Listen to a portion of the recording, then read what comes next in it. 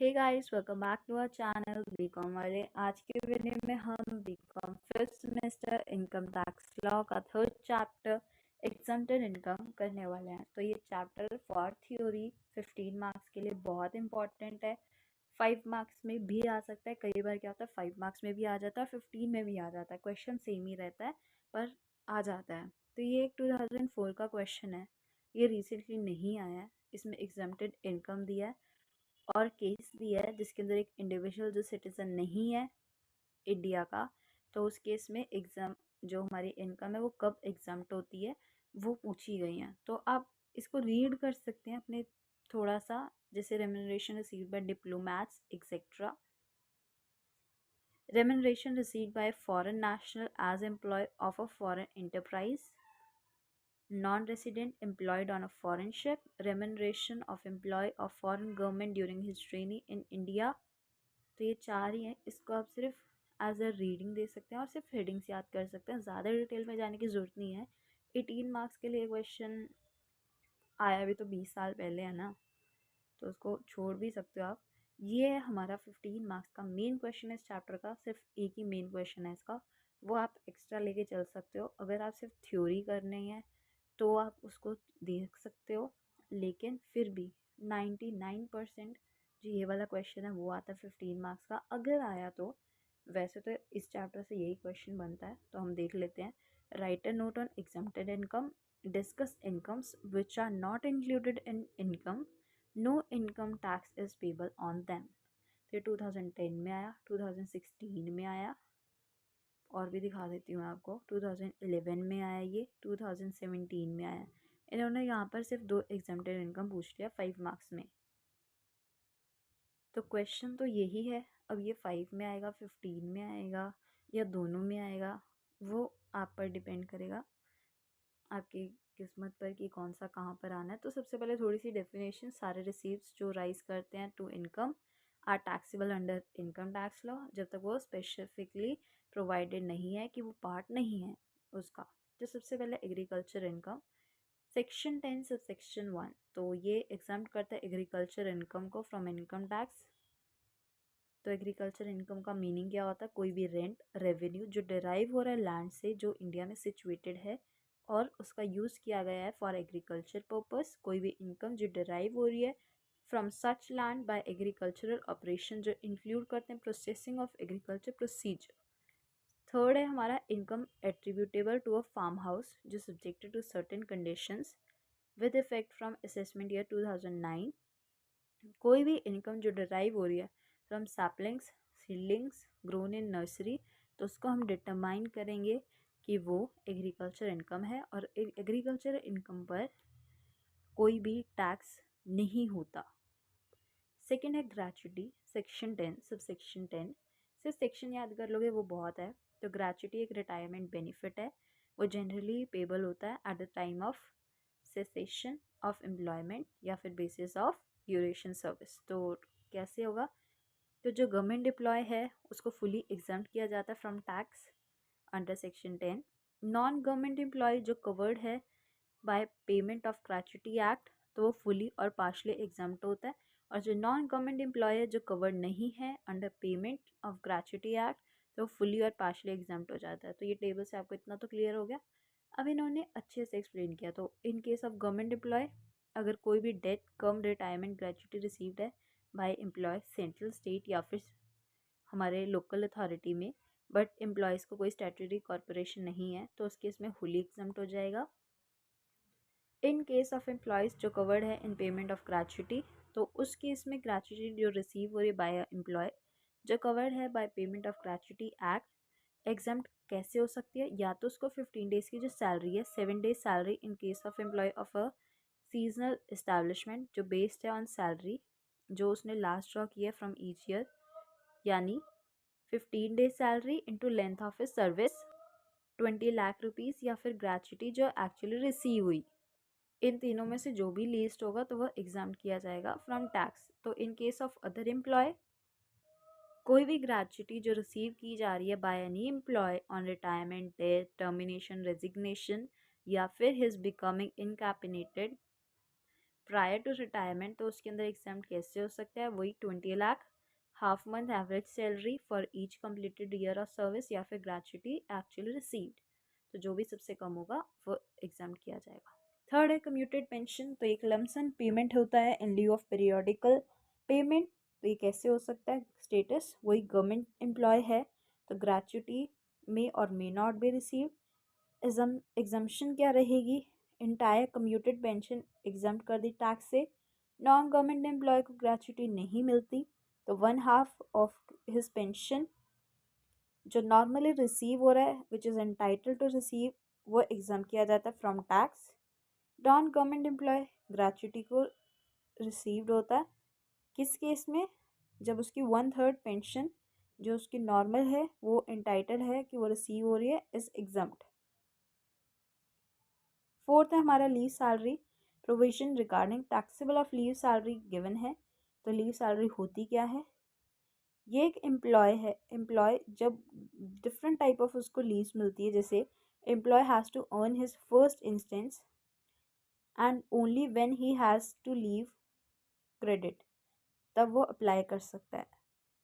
If अगर उसकी कोई लीव है जो 1 साल तक नहीं ली गई एज़ पर सर्विस रूल्स, तो वो लैप्स हो जाती है या फिर उसको बस इग्नोर कर दिया जाता है। तो जो भी एक्यूमुलेटेड लीव्स हैं वो अवेल कर लेनी चाहिए एक एम्प्लॉय को ड्यूरिंग हिज सर्विस टाइम या फिर जब तक उसका टाइम बचता है।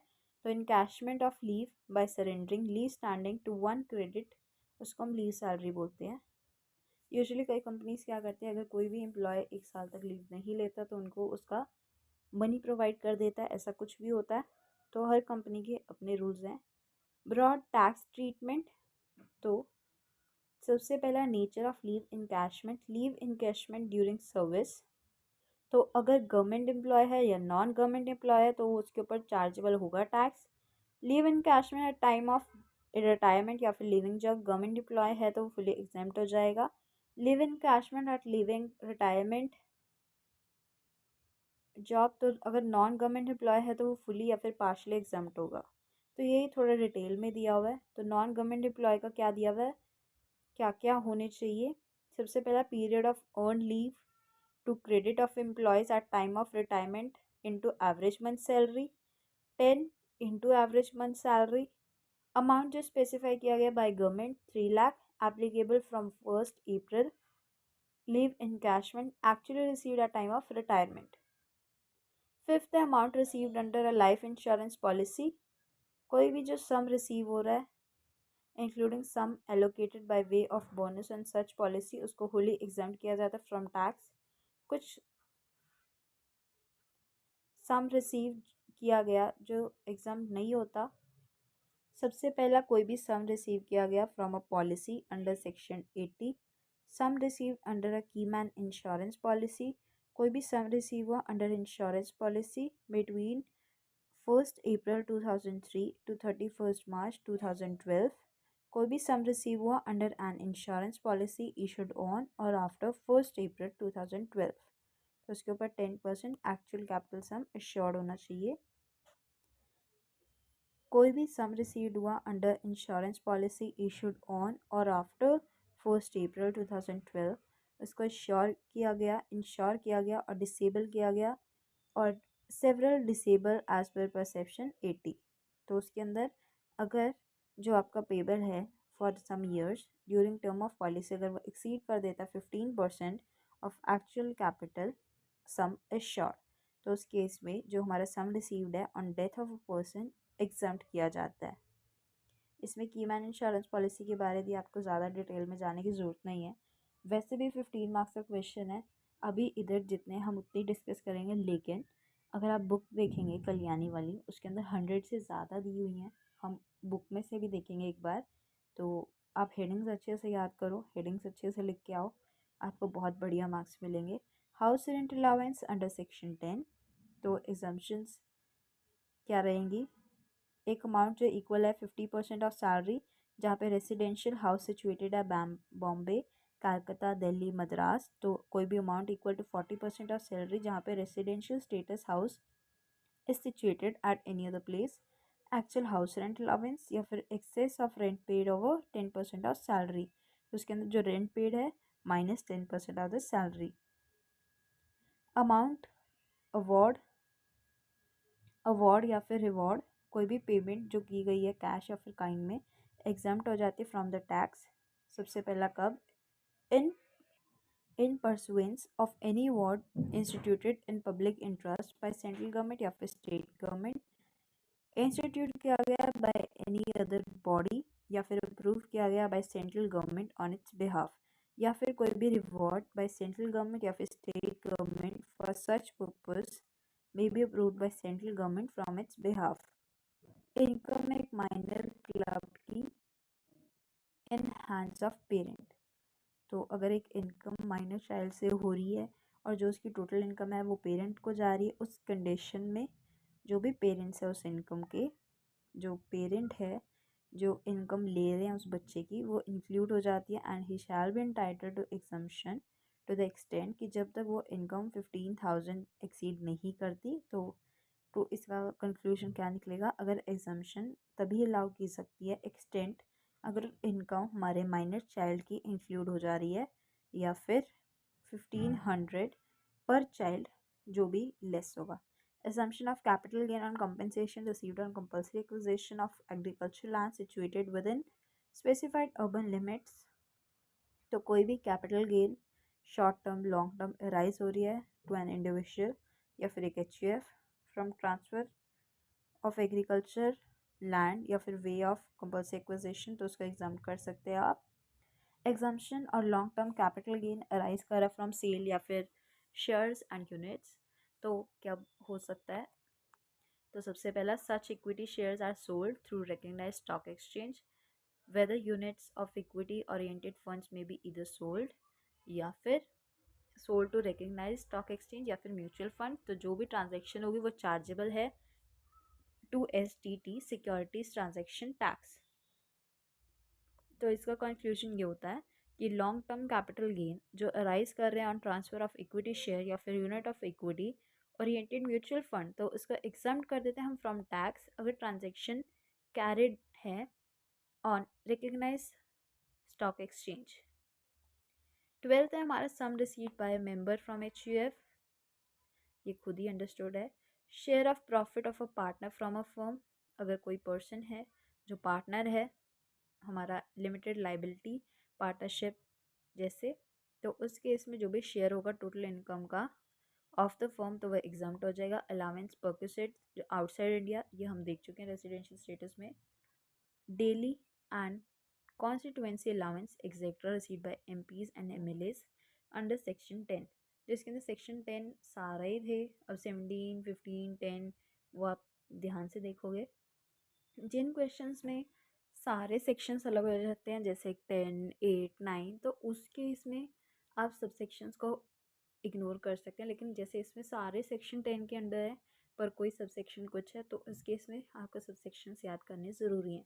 तो फॉलोइंग इनकम्स कब एग्जेम्प्ट हो सकती है, daily allowance received by any person by reason of his membership of parliament या फिर state legislature of committee thereof, कोई भी अलाउंस रिसीव हो रही है by any person by reason of his membership of parliament under member of parliament, कोई भी constituency allowance receive हो रही है by person by reason of membership, तो बुक में 5th चैप्टर दिया हुआ है एज एग्जम्प्टेड इनकम, यूनिट 1 का ही पार्ट है ये। एग्रीकल्चर इनकम हो गया हमारा।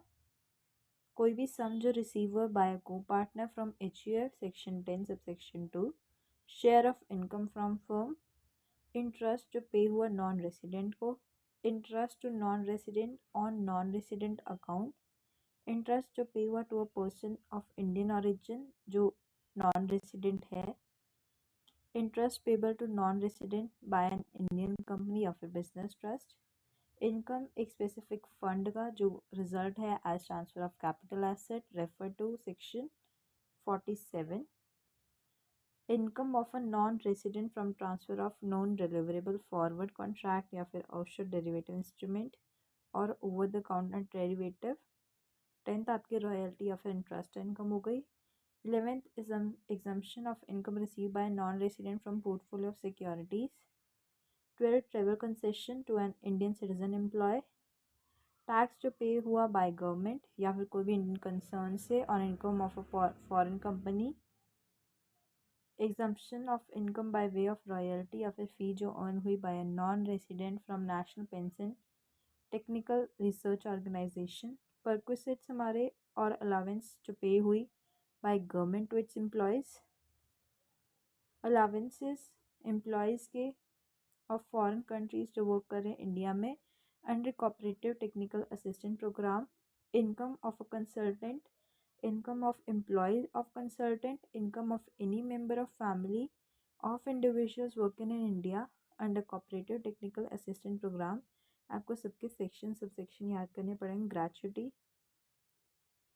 कम्यूटेड पेंशन, अमाउंट जो रिसीव हुआ as leave encashment on retirement, retrenchment compensation paid to workmen, payment received under Bhopal gas leak disaster, compensation जो रिसीव हुई and cash of any disaster, retirement compensation from a public service company या फिर दूसरी company, income by way of tax and perks, कोई भी sum receive हुआ under a life insurance policy, payment from statutory provident fund, payment received from Sukanya Samriddhi account, payment from recognised fund. Exemptions जो हैं of partial withdrawal from national pension trust refer to section 280। Exemption of amount receive from Agniveer corpus fund, payment from super एन्युएशन fund, house rent allowances, scholarship allowances of MPs, MLAs, awards instituted by government, pension received by certain winners of Gallant awards, family pensions जो arm forces होते हैं जैसे include करते हैं हमारे para military forces, income from one place to a former ruler, income एक local authority की, income scientific research association कुछ प्रोफेशनल इंस्टीट्यूट की। एग्जम्पशंस है ऑफ इनकम जो रिसीव हुई by regimental fund, income of a fund set up for welfare of employees on department, income pension fund की जो setup हुई बाय LIC या फिर बाकी के इंश्योरर, इनकम इंस्टीट्यूशंस की जो इस्टेब्लिश हुए for development of khadi and village industries, वही income of state level khadi and village industry board, income of certain authorities जो सेट हुए to manage religious and charitable institution, income European economic community के regulating marketing of agricultural produce, income corporation set up to protect interest of minorities, कोई भी income एक corporation की for एक serviceman, कोई भी इनकम जो कोऑपरेटिव सोसाइटी की है looking after interest of schedule caste, schedule tribes और बोथ, कोई भी इनकम जो अक्रू करे या अराइज करे कम्युनिटी बोर्ड्स को, इनकम या फिर अमाउंट जो रिसीव हुआ है सब्सिडी फॉर्म और through the tea board, amount received as subsidy form or through concerned board, income of child club under section 64, income by way of dividend from Indian company, exemption of income to shareholder on buyback of unlisted company, specified dividend income, income from unit of UTI और हमारे दूसरे mutual fund, income from sale of shares in certain cases, capital gain on compulsory acquisition of urban agricultural land। exemptions जो है हमारे capital gain के जो rise करें to individuals and HUF on transfer of specified capital asset under Andhra Pradesh capital city pooling scheme, long term gain on transfer of shares, securities and units of a business trust covered under security transaction tax, income from international sporting event, income जो receive हुई as grant by subsidy company, income of a body और authority setup by to country reverse mortgage new pension system trust, exemption of specified income of certain bodies और authorities, exemption of income of notified infrastructure डेप्ट fund, exemption of income of a foreign company from sale of crude oil in India, the exemptions of any income of foreign company on account of storage of crude oil in a facility in India or sale of crude oil thereof to any person resident and subject to their specified condition, Exemptions of any income of foreign company on account of sale of leftover stock of crude oil from a facility in India after expiry of agreement specified conditions के under. Exemptions किसी भी income के जो accrue और rise कर रहे हैं to Indian strategic petroleum reserve limited. Exemption to financial institution establish for financing infrastructure development. Exemption to development financing institution. Exemption of income of national financial holding company. तो ये section 1049 का है। इसमें आपने देखा वैसे तो ये 111 है, बुक में इससे भी ज़्यादा थे, हमने सारे डिस्कस नहीं किए हैं, पर एटलीस्ट हमारे 50 तो हो गए होंगे अप्रॉक्सीमेटली। 50 तो ये शुरू वाले मैंने पूरे किए थे और जो हमने बुक से किए हैं। तो अगर आप इस वीडियो को एग्ज़ाम के नियर बाय देख रहे हैं तो आप क्या कर सकते हैं, जो भी आपको आसान लिख सकते हैं तो आप अपने नोटबुक में कोई भी 20 पॉइंट्स लिख लो और आप वहाँ से रिवाइज़ कर लो। वैसे आप पीडीएफ से भी कर सकते हो। ये दोनों पीडीएफ, जिसने ये बुक वाली पीडीएफ करनी है तो आप सेकंड पीडीएफ डाउनलोड कर लेना। अगर आपने जो प्रीवियस ईयर वाले क्वेश्चंस वाली है वो करनी है तो आप फर्स्ट पीडीएफ डाउनलोड कर लेना। अब ये इतना सारा 15 मार्क्स के लिए ही आता है। पर कई बार क्या होता है, अब जैसे हमारा सबसे पहला था एग्रीकल्चर इनकम। एग्रीकल्चर इनकम इसमें भी दिया है, लेकिन एग्रीकल्चर इनकम एक अलग से चैप्टर भी है और इसमें ग्रेच्युटी भी दिया है आपका। तो जैसे क्या होता है, कई बार ग्रेच्युटी अलग से पूछ लेते हैं फॉर 5 मार्क्स। तो ग्रेच्युटी हमारा सैलरी चैप्टर में भी हम देखेंगे, 5 मार्क्स के लिए इम्पोर्टेंट है वो। तो इसमें से कई बार 5 + 15 मार्क्स का क्वेश्चन आ जाता है। तो वैसे 15 के लिए आप कवर करो, 15 के लिए आप 20 याद करके जाओ, आपको एग्ज़ाम में 15 याद रहेंगे और आप 15 के 15 लिख के आ सकते हो। तो आई होप आपको क्लियर है। इसमें क्या है, आप 15 याद करोगे तो किसी 8 या किसी 7 के सेक्शंस याद कर लेना। जैसे सबसे पहला जब हमने सेक्शन 10 किया से ये वाला सबसे पहला एक ये कर लिया आपने। फिर जैसे 1-2 छोड़ के आप ये 4th कर लो, interest paid to non resident. जो भी आपको आसान लगे, पर किसी 7-8 के सेक्शंस भी याद करके जाना तो वो एग्ज़ामिनर को खुश कर देगा। जैसे ये 5 आ गया हमारा। वैसे लास्ट तक तो हमारा 49 तक जा रहा है ये, तो आप इसको देख लेना। तो आई होप सब क्लियर आपको। अगर कोई भी डाउट है तो आप कमेंट्स में पूछ सकते हो। Please like the video and subscribe to